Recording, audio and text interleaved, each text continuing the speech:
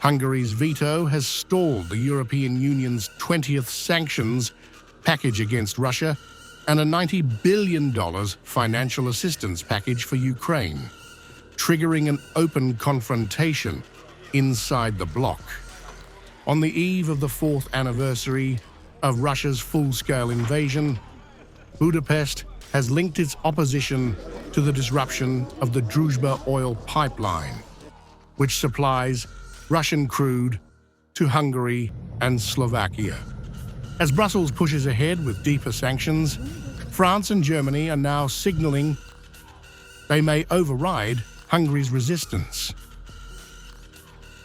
Until Ukraine resumes oil supply to Hungary, we are not willing to agree to any decisions here in Brussels that would be favorable or important to the Ukrainians. So they will not have access to the war loan, and there will be no 20th sanctions package.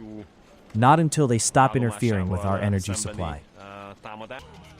Prime Minister Viktor Orban has called the pipeline outage an unprovoked act of hostility and vowed to block the Ukraine loan until oil flows resume. But major EU powers are escalating pressure. German Foreign Minister Johann Wadephul openly criticized Budapest's stance.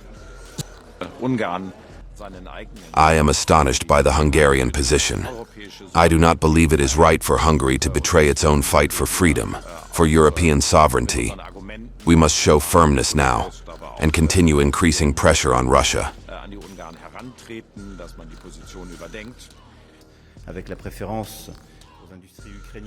We must make progress on the 20th EU sanctions package, and discussions will take place in the coming days.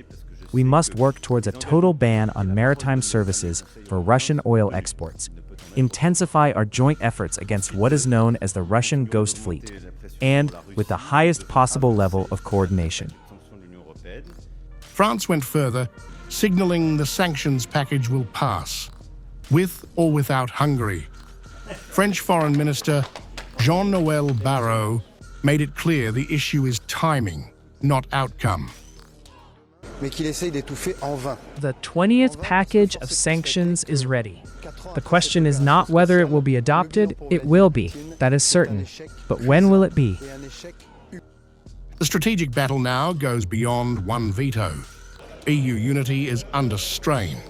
Hungary faces national elections on April 12th, and Orban has framed the vote as war or peace.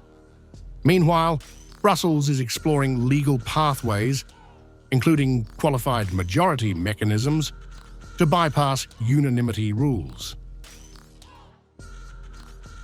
At stake is more than $90 billion. The Druzhba pipeline dispute has exposed deep fault lines between Western Europe and Central Europe over energy security, sanctions strategy, and the future direction of EU foreign policy, setting the stage for a high-stakes showdown in Brussels.